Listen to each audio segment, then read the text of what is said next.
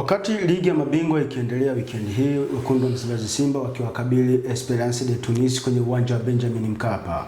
Sajili za wachezaji ambao wanatumainiwa kuja kuongeza nguvu kwenye kikosi cha wekundu wa Msimbazi Simba, wapo watakaoruhusiwa kucheza na wapo ambao hawataruhusiwa kucheza. Hii ni The Golden Boot. Mimi ni Usama Misilusama, twende sambamba mpaka mwisho wa The Golden Boot ili ufahamu ni nani na nani ambao wataingia kwenye kiunga cha wekundu wa Msimbazi Simba lakini hawatakuwa sehemu ya kuwatumikia Simba Sports Club. Leopard. Ndio.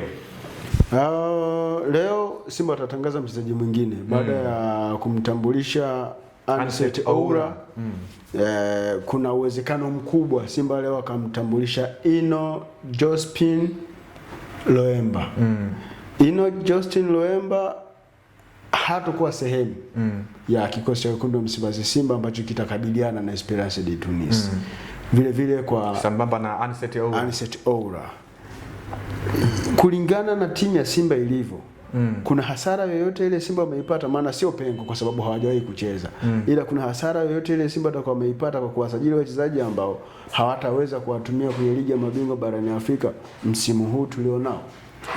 Of course, moja kwa moja, kwa sababu 90% kama sio 100 ya sajili ambazo Simba wamezifanya wakati wa dirisha dogo ni kwenda kurekebisha yale maeneo ambayo wameonekana kwamba wamefeli kwa sehemu moja ama nyingine, kwa sababu ukiangalia Simba maeneo makubwa ambayo yameamua kuyaongezea nyama katika dirisha dogo la usajili ni yale maeneo ambayo yalikuwa yanapwaya wakati msimu unaanza. So moja kwa moja haya ni mabadiliko ambayo yanalenga kwenda kuboresha katika eneo moja ama nyingine, hasa katika michuano mikubwa ambayo Simba anashiriki ni ligi ya mabingwa barani Afrika, na huko amekuwa ana maendelezo mbovu. So ni lazima ajenge msingi ulio imara, kwa maana kwamba ameshaferi mara ya kwanza, ameshaanguka mara ya pili, lakini bado ana mechi 3 mkononi. So yale maingizo yako mapya ambayo pengine yangekuja kuongeza nguvu kwenye kikosi chako yanakuwa hayatumiwi. So inakuwa ni kama vile usajili ambao ni hasara kwa msimu mmoja. Labda tutegemee mpaka kwenye msimu unaofuatia kama players akiwa kwenye fomu yake ile ile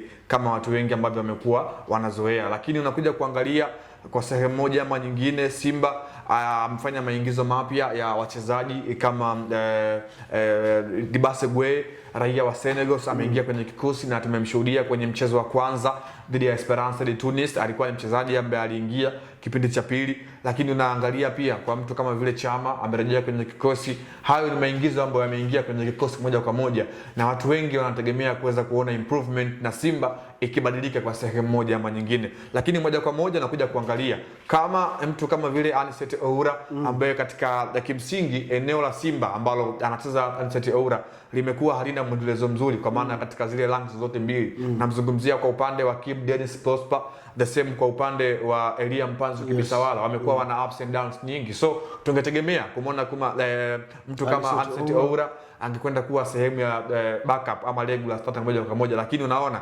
tutakuwa tuna Simba atakuwa ananufaika kwenye mechi za NBC Premier League na zingine ambapo Simba atakuwa na compete pekee, wakati timu kama Simba lazima wawe na timu yao kamili katika michuano mikubwa. Ndio maana unaona timu zote kubwa, hata hao Esperance de Tunis wenyewe mchezo uliompita walimkosa mshambuliaji wao kiongozi kwa maana ya Yusuf Belaili ambaye alikuwa kwenye majeraha. Huenda tukamshuhudia kwenye mchezo wa marejeano, kwa sababu wanaamini timu ikiwa ipo kamili gado, kwanza inampa machaguo mwalimu katika uchaguzi wa kikosi. Anakuwa na machaguo makubwa, kwa maana kocha anakuwa anajiamini. Yes, nimeanza na Elia Mpanzu, akizungua Elia Mpanzu na Dibase Gueye, akizungua Dibase Gueye na mtu kama Anicet Oura. Ndo timu nyingi kubwa ulimwenguni na Afrika zimekuwa zinaishi hivyo. So faida kwa Simba hawatakuwa na faida, vinginevyo tu watakuwa wana hasara, kwa maana wameingia sokoni kufanya usajili ambao kwa msimu mzima utakwenda kuwalipa katika hatua ya michuano ya ndani kama domestic league, au pengine tutarajie kama Simba akifika katika hatua ya robo finali kama ilivyokuwa ada ya zamani kwamba mchezaji ataanza kutumika kuanzia katika hatua ya robo finali.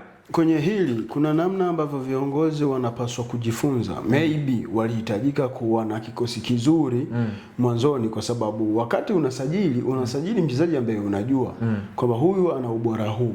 Kwa mfano kwa aina wachezaji walioondoka, mtu kama Joshua Mutale ni mtu ambaye ilibainika mapema sana kwamba amefeli ndani ya Simba, lakini wakaendelea kumshikilia.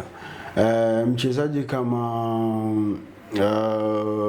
Shamu Karabwe ni miongoni mwa wachezaji ambao hata wakati wa dirisha kubwa watu walikuwa wanaanza kumtaja kwamba anapaswa kuondoka ndani ya Simba kwa sababu wengi hawakuridhishwa na aina ya performance aliyokuwa nayo.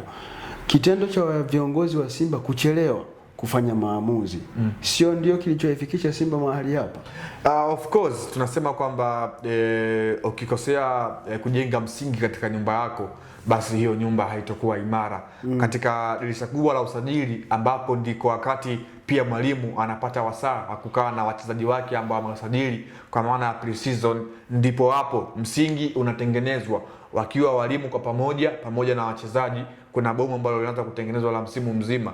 So kama unaona mmefeli katika engo ya usajili, basi msimu mzima mtakuwa mnahangaika kwa sehemu moja ama nyingine, au yani mkubali makosa and then yani mfanye mmeshakosea and then mrekebishe makosa ambayo mmeyafanya.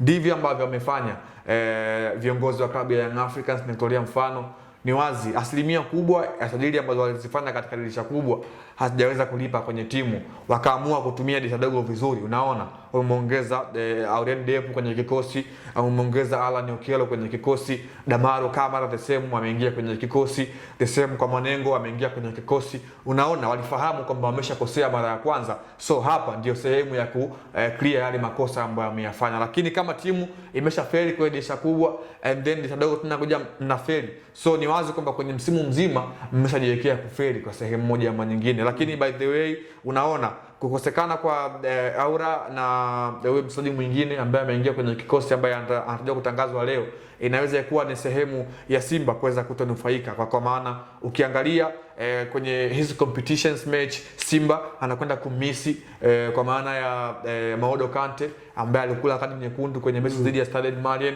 ambapo anatumikia adhabu ya mechi 3, kwa maana mpaka hivi sasa ameshatumikia adhabu ya mechi 2, kwa maana alikosa mchezo ule ambao kwenye kadi 3 kwenye kadi ya moja kwa moja. Mchezo wa kwanza ambapo umetoka unahesabika kama ni mchezo wa kwanza, kwa maana umekosa mchezo wa kwanza. Mchezo wa pili ambao dhidi ya Esperance, lakini pia wa marejiano dhidi ya Esperance. Kwa hiyo unaona katika upande kama huo mwalimu Steven Becker atakuwa ana machaguo 3 kama sio 4 kwenye eneo la midfielder, kwa maana atakuwa na Yusuf Kagoma, atakuwa na Nabi Kamara, atakuwa na mtu kama vile Vedastus Masinde, lakini pia atakuwa na mtu kama vile Semfuko Charles, bwana mdogo huyu.